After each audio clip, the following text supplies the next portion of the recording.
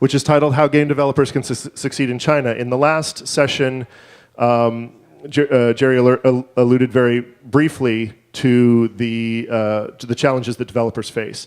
This panel this talk is going to go more in depth there. I am joined on stage by Jerry Vuong, who is the VP of International Operations for FL Mobile, which is a publisher in China. Previously, he was at GRI here in San Francisco, and then recently relocated to Beijing for the last year, where he's been knee-deep in the Chinese mobile market and is going to share some of the tips and tricks that international, non-Chinese game developers can use to make their games more palatable and successful in China. If you would, Mr. Vuong. Thank you, Zach. Hi everyone. Thank you for your time today. My name is Jerry Vuong, and like Zach said, I'm the VP of Business of Global Business for FL Mobile. Before I get started on providing some of the critical factors necessary to succeed in China, I briefly want to talk a little bit about FL Mobile and myself. I've been in the gaming industry for several years here in America, with experiences both with indie and international developers.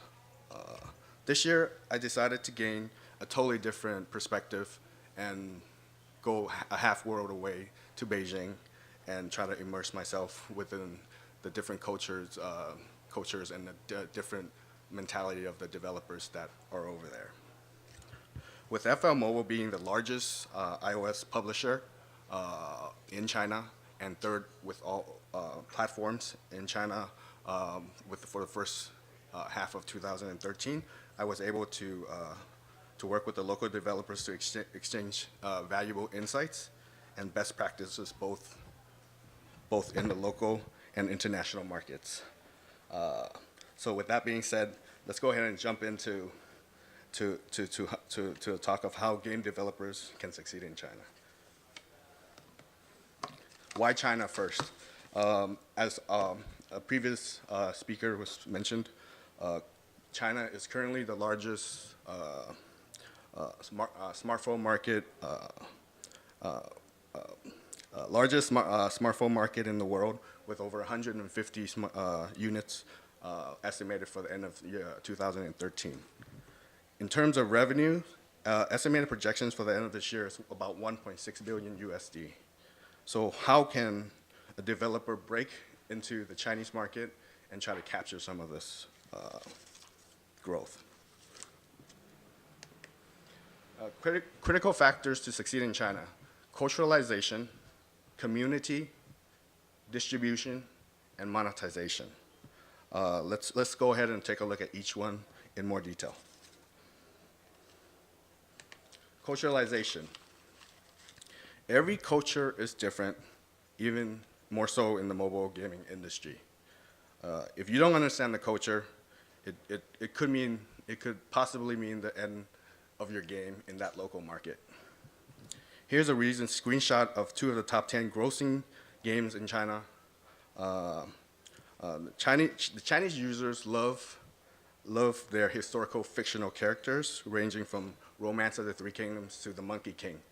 That's the current trend today in the Chinese market. To know the trend is always good. So we need to know that. So one of the take this recent Korean game, Guns and Blades. It's a Korean game, and this is how it looks before. And with FL Mobile, we work with them closely, and we culturalize the game with what I was saying earlier, with like Romance of the Three Kingdoms and Monkey King. The historical how the Chinese users like their historical fictional characters. The game was culturalized, and we used the Romance of the Three Kingdom names for the Chinese audience, and we changed some of the graphics to fit the Chinese audience. And currently, this game is still in beta in the Chinese market right now.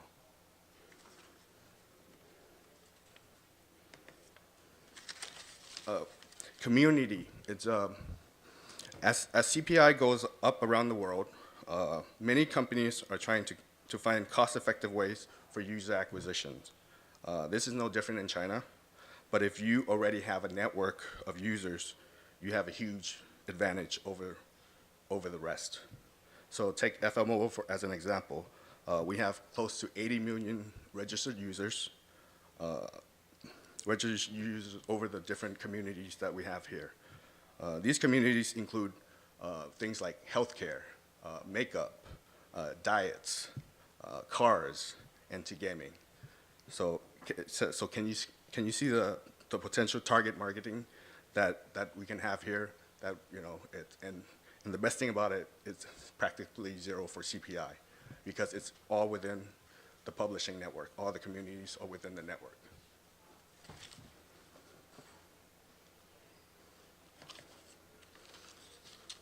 So the distribution channels in the West consists of iTunes, Google Play, and Amazon. Fairly straightforward, fairly simple. But what about China? Can anyone guess how many distribution channels are in China today? 100. How much? 300. Pretty close. Yeah, it's a little bit over 300. And here are some of the different distribution channels that if you're a developer and you want to go into China, you have to deal with. So you can build the relationships individually, one channel at a time, or you can partner up with someone who have an established relationship, such as like a publishing company. And one other side note, relationships are very important in China. So if there's already an established relationship, you can get the benefits of that relationship with like a publisher like FL Mobile. So monetization, like distribution channels, monetization is fairly straightforward here in the West, with a majority of purchases made via credit cards, debit cards, gift cards. Pretty simple, straightforward. You just go put in your credit card into the iTunes Store or Google Play. But in China, it's very fragmented out here also. So not only, one thing about the Chinese users, credit cards, it's slow to pick up in China. Chinese users really don't want to pay interest on using credit cards to pay interest. So all these here, Alipay. Alipay is equivalent to PayPal, and they basically just put money into your account, and then the user can go in and just subtract it through the in-app purchases. Telecom, internet, basically working with like China Mobile, China Telecom, these type of companies. When you go and you recharge your phone, your data plans, you put the funds into the phone. So you use those funds to purchase in-app purchases here also. Gift cards, similar how it works in the US. Pre-charge, this is I would say is very unique to the Chinese market. Pre-charge is where, let's say, you have a third-party vendor. It works almost like a credit card, but not a credit card. You sign up with these type of pre-charged companies, and basically what you do as a user, let's say you purchase 100 USD dollars, these type of pre-charge companies will go ahead and pay for your purchases first, with the knowledge that you will go ahead and pay back to these pre-charge type companies. And usually it's within 1 week. The pre-charge companies, how they make money is they take it out of the developers' hands. But this is another avenue of how to monetize off of the users. And credit card. All this is basically all fragmented. They all have equivalent usage in China. Compared to the US, is basically credit cards, gift cards, debit cards.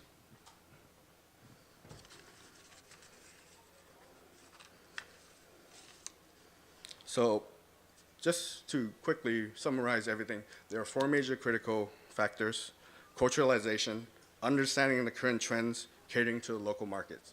Who does that better? Would you be able to do it? Do you know it? Or would a publisher that's already existing in China would be able to help you out? Community, establish a network of community to reduce CPI and to hit your target user base. Again, you can go ahead as a developer, try to take on, try to start your own user base, pool of users there, or work with a developer, a publisher in China already that already has this community of different communities that you can actually target. And distribution. China has like I was saying, a very fragmented distribution channel with over 300 distribution channels, where if you want to, you would have to integrate all 300 SDKs. Yeah, in the US, 1, 2, very simple. And you have to build relationships with these channels. And the fourth point was monetization. Similar to distribution, we need to understand all the different fragmented payment methods. And if let's say for a developer, an international developer that goes into China thinking that it's just okay to just use credit card, you're gonna fail miserably, if you do not keep in mind the different payment systems that are out there in China.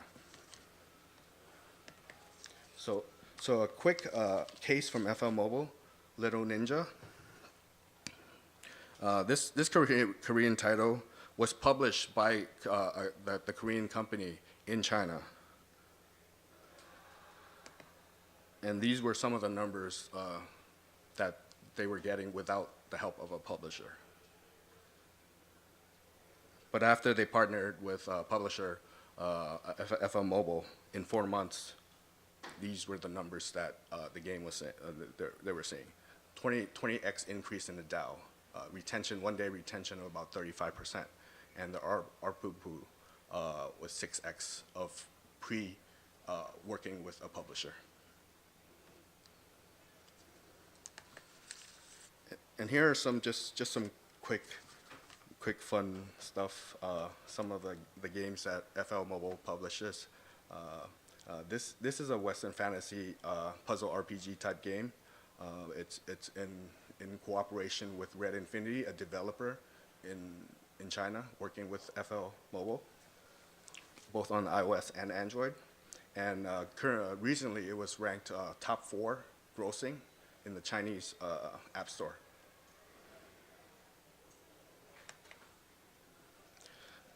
Another puzzle RPG type game.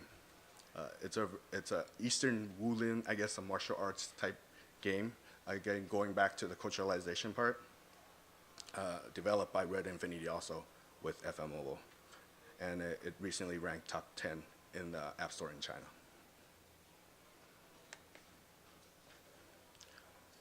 Here's an MMORPG that was developed by Tencent and published with FM Mobile. And recently it ranked number 3 top grossing in the App Store in China. And some of the companies that FL Mobile that we work with in China to help any developers that want to come in. Glue, Perfect World, Baidu, Tencent, NeoWiz. So, thank you very much for your time. We have time for a couple of questions. Does anyone have questions?